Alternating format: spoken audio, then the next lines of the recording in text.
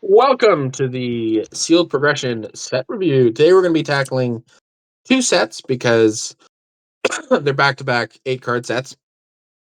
So Morgan and I are just going to get them out of the way. And this is the first episode in the post after the first ban list.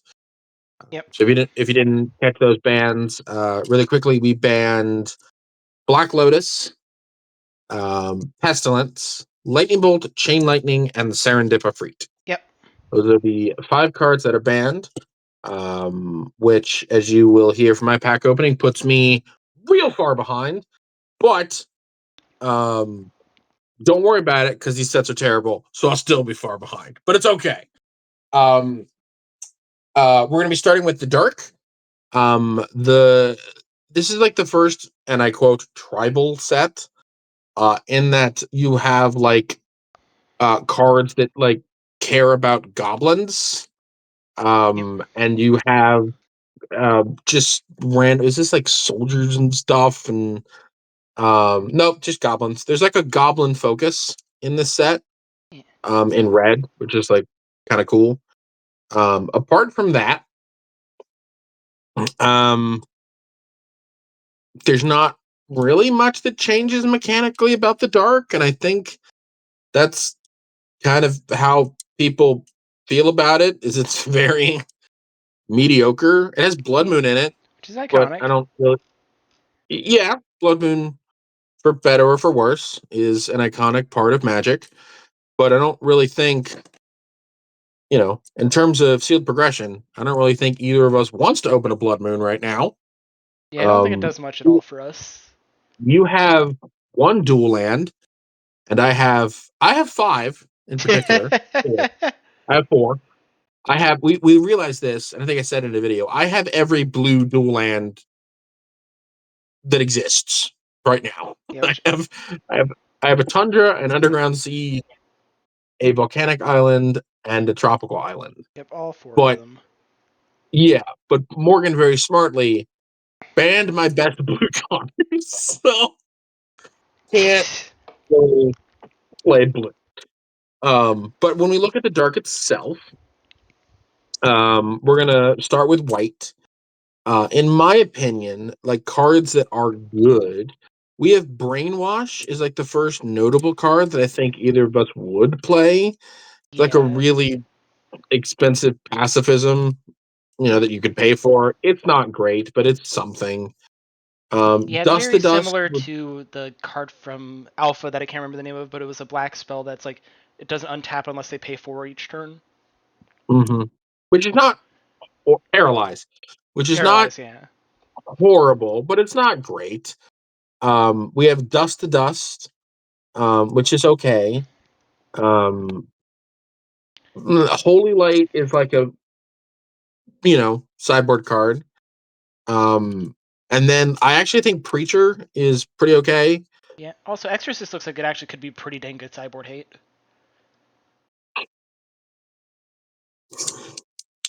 Yeah. Problem is the white cost and the mana symbol, but Yeah, yes. like if we do have like a hefty white deck in like any of the next couple sets, like, and the Yeah. opponent brings black, like that could just be absolutely debilitating. The issue with white right now is it relies so much on a curve, Yeah. and I don't think either of you or me have the good, like, no Wrath of God, no Sarah Angel, no Swords to Plowshares, nothing like that. So, like, the really good white cards that exist are just at a little bit too high rarity. And I do think the white deck got better because Pestilence is banned. So we just have, worse ways of clearing the board. Yeah. And like the most common stat line on white creatures nowadays is 1/1. So many different costs of 1/1. You can have a 2-mana 1/1 or a 3-mana 1/1. So many different 1/1s. Yeah, or Savannah Lions. I didn't open any of those, so it's just one of those things. Tividar's Crusade, I actually think is a card that has potential later on. If either of us go too heavily in goblins, then we can get them. Blue in this set is weird because in it's very parasitic that it wants to be very blue. You have Sunken Yep. City, you have Ghost Ship, you have Leviathan, you have Erosion, you have Deep Water. Cards. Not that Deep Water's good, um, but everything really wants to be heavy blue. So I don't Yeah. know if most of these blue cards are going to change anything. Not that they aren't good. Like Ghost Ship, I do think 4 mana 2/4 fly that can regenerate for 3 blue. I think that's a decent card. But I worry about the triple blue cost. Yeah. Although for me, I have 4 blue dual lands. Yeah, like even So without the watch. regenerate, it is just a 4 mana 2/4 flyer.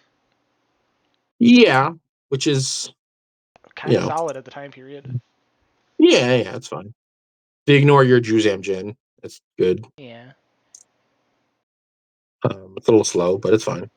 But apart from that, I'm kind of out on blue Yeah, entirely. like Giant Shark just not being able to attack is rough. Leviathan making you sack 4 islands that turn to attack with it because you have to sack 2 to untap it and 2 to attack with it. Yikes. Yeah, It's like you can that is only not really the get like same. 2 attacks with it. Yeah, that is not the same as the Jin I have. Yeah, very much not the It's same. also 9 mana and quad blue. Yeah, but it's a 10/10. But that is a very real mana cost. Yeah. Right? Like, and you get like the ways to ramp into this. We can't, right? Like, Dark Richtling into this is brutal. Right? Like, it doesn't work. So, you know, Yeah. in Also, black there are a couple of. Oh, sorry. Go ahead. I was gonna say I saw Mana Vortex. I was like, this card sounds okay, and then immediately got to the last line. It's like, if you do not sacrifice a land when you play it, it's countered. So you have to be the one sacking first, even though it's an upkeep trigger. Yeah, It's like this card was so close to being okay. yeah. Oh man. Oh god. Each player who controls land. Yeah.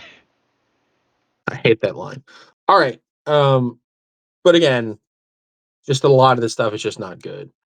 Ashes to Ashes is like the first black card that makes me really, really excited. And then it really falls off. Yep.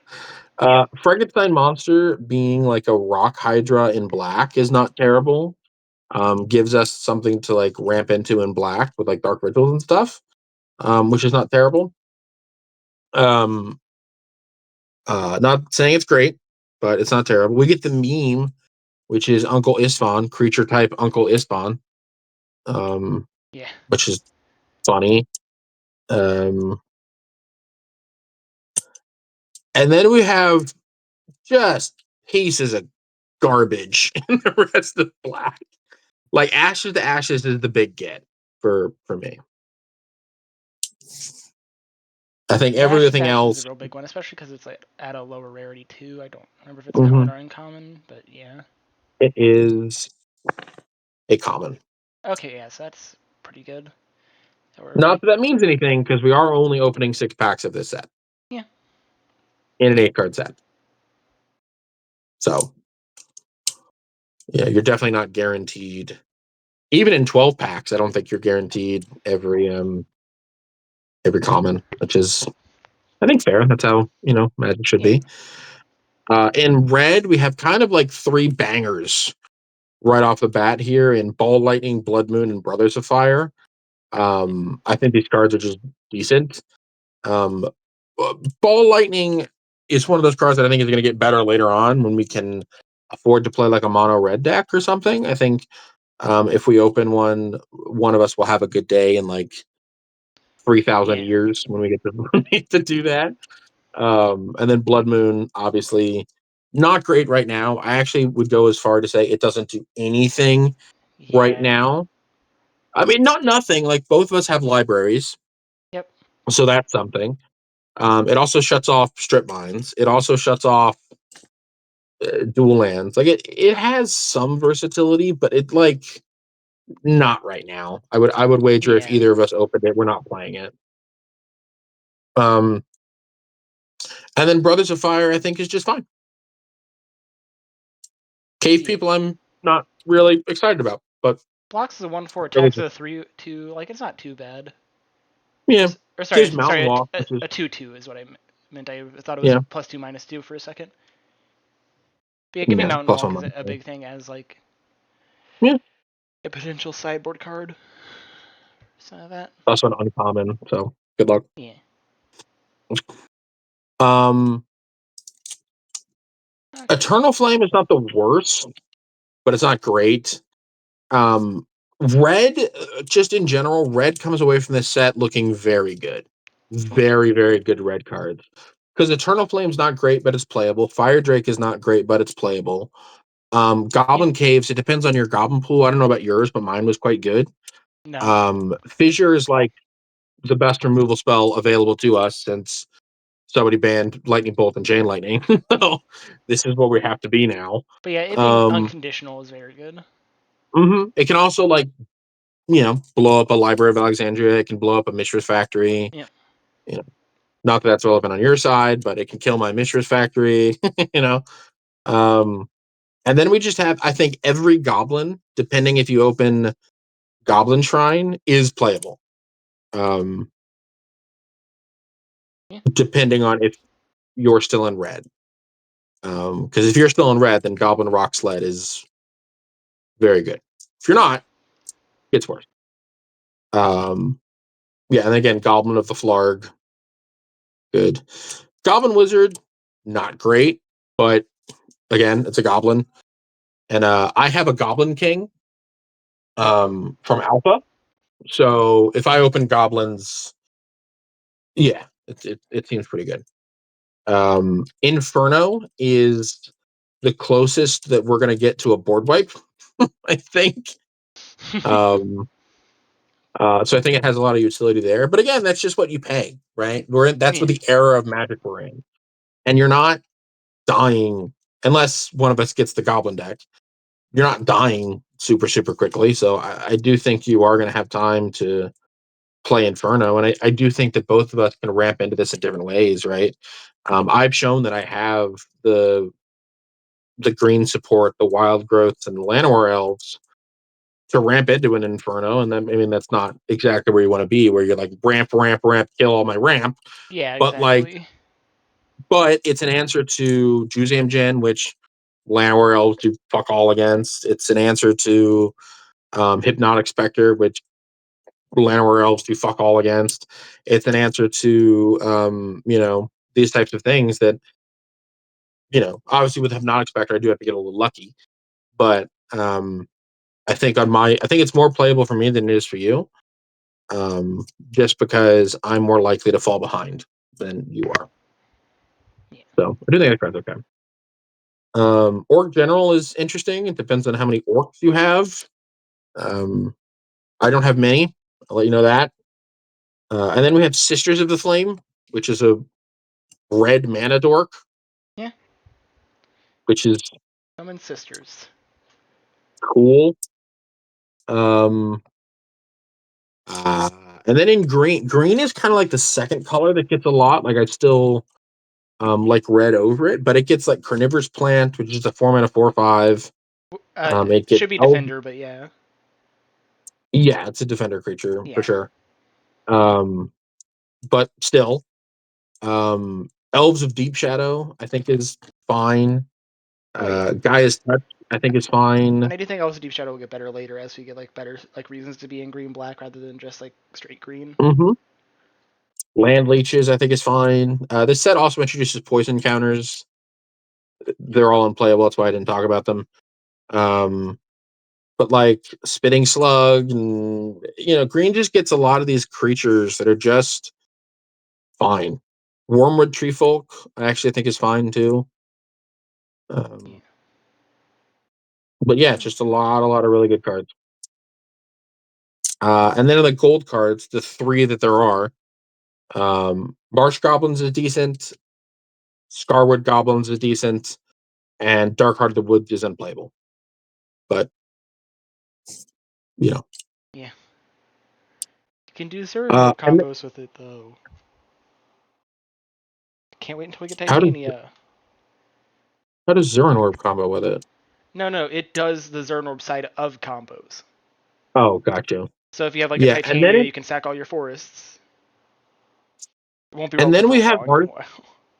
and then we have artifacts. Also, I realized that Carnivorous Plant is a defender, so I will be making at least one change to my deck. Yep. Because I forgot it was a defender. Felwar Stone, I think, is top tier amongst the artifacts that are given to us. Tormod's Crypt, decent sideboard card. And then the most unplayable lands you have ever seen in your life, and Maze of Ith. But honestly, Maze of Ith at this point, I don't know if either of you want lands that don't tap for mana. Yeah, that is a little awkward. You know, so, but if one of us opened it, I think we'd play it, but not great. Yeah. So overall, the Dark is a pretty mediocre set. It's pretty middling, I think, but there are some chances for improvement. Maybe a little bit more on my end because of the Goblin synergy stuff that I can open. But for you, like, there's some, uh, in terms of black, it's a little bit of a whiff. Apart from Ashes to Ashes, I don't really think you want any of the black cards other than that. But red, there's some stuff that you can play. Your deck might go to maybe leaning more heavily into the red, and then your deck might go to a black deck splashing red to a true Rakdos deck again. But you know that's kind of just where we are. So Yeah. that's the Dark. Um, we're gonna move on to Fallen Empires, which sucks and has a very big reputation for sucking. Uh, so much like I think this was the first set where Wizards printed so much and expected um people to go gaga over it, and then they just didn't. Like, Yeah. um supply, like the wiki says, is the first set where supply exceeded demand. I think that's a little bit of an understatement. But like, yeah, Fallen Empires packs are still cheap today, you know. So looking quickly at it, um there are some playable white cards, I think, here. I think Yeah. basically anything with the word occasion is fine. Yeah, like Javelin Some Use of is a them are, standout. yeah, some of them are not great, but they're all fine. And then obviously we have the White Knight in this set, the Order of Lightburn, which I think is very good. Yeah. Yeah, But just all that's the about islands it. are pretty good. Because we're Oh, also I still guess I getting should talk Hang. about. Yeah, I should talk about Hand of Justice. I do think that card's also pretty okay. You just tap 3 white creatures and destroy a target creature. Yeah. I think it's probably fine. Yeah, it's a little awkward because But it's apart 6 from that, mana, but like it's a 2/6, so it at least isn't as easy to kill at that mana cost. yeah, at this point you take what you can get. Beggars can't be choosers. Blue is terrible. There's High Tide, and then there are Homerids. And I don't know if you ever put a Homerid into play, but it's awful. What do you they are mean? they are so bad. And the thing about blue is, like, a lot of things just can't do anything unless your defending player controls an island, and you're not pivoting into blue. Like, you're not going to do it. So it's pretty terrible. And I think we've sent the message that I'm going to have to pivot off to blue because my main reason for being in blue is banned. Yeah. So blue kind of for a while is going to be put on the back burner, just in general. River Merfolk is actually not terrible. Like, that's like the only good card here. I would say the only good card here for right now. High Tide has the potential to be really, really good Yeah. much, much, much, much later. And there are a couple of color hitting cards like Homerid Shaman tapping a green creature is like not the worst. River Merfolk being able to gain Mountain Walk is like not the worst. But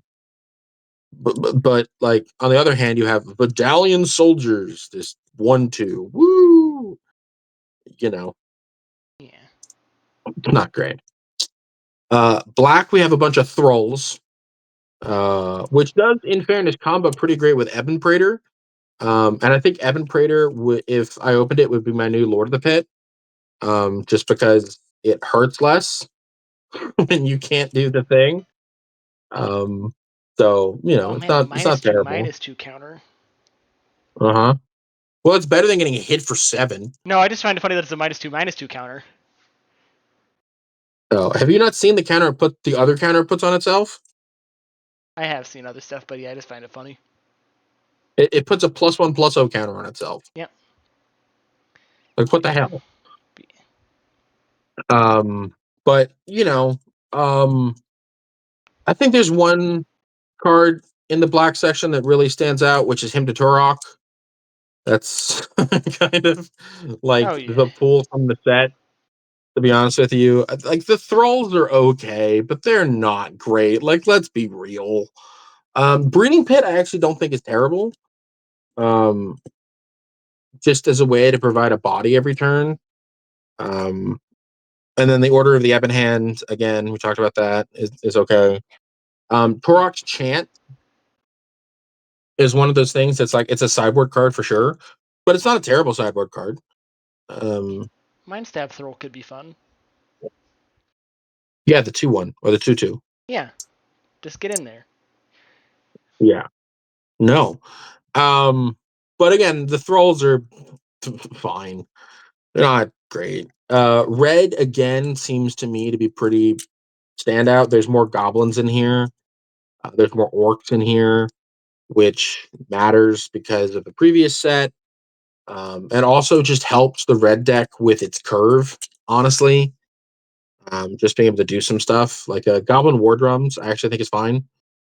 Just giving everything menace is pretty decent. Goblin Warrens is okay. Goblin Goblin Grenade. Kite, yep. Goblin Grenade, first printing, would be pretty good. We also have Goblin Flotilla. If one of us bending to the attack, pay red or any creatures blocking. Jesus Christ! But it's Island Walk. You Yep. know, that's a that's a thing. Orcish Spy is like okay. Orcish Veteran is okay. Again, it's a lot of what red is doing in this set is allowing us to fill out that 3-drop, 2-drop, more aggressive curve with creatures that actually do something. And early in Magic, I And really then, thought orcs were going to be a much bigger part of the game. yeah, well, for the beginning of Magic, they were right. They were like the first thing that did things, and then they went away until Concept Arc here, and I do think by the end of the series, there's probably an orc deck that exists. You get some orcs in cons, and you get some orcs in because we're already making Universes Beyond sets, so we will go through Lord of the Rings. But Yeah. and then green is god awful. So many freaking phthalids that are so slow and so terrible. Oh, you can maze it with yourself. Yeah. Just, oh hey, I made a bad attack. Oopsie, let's not do that. Uh-huh. Yeah, no, green is awful.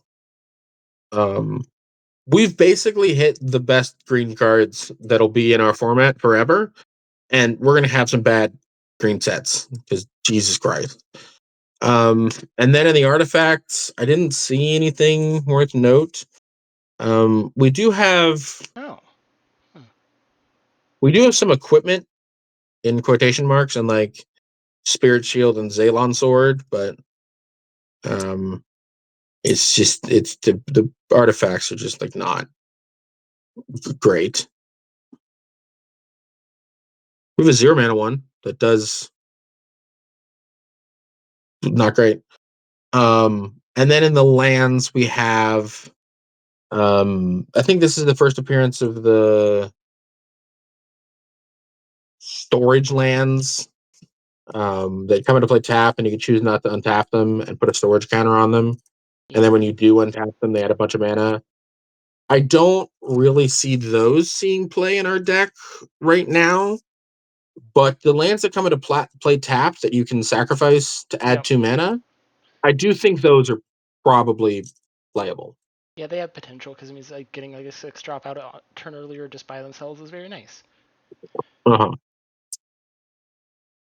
Yeah. So I'd probably play the 2 mana lands. I don't think I'd play the storage lands. Yeah. I've played one once in Commander like a long time ago when Commander was worse, and it just never felt good, even in lower power, like 10 years ago Commander. Yeah, no, the last time I saw them was Star City Games did a bulk rare episode where every card in your deck had to be a bulk rare. And even in that format, they were not good.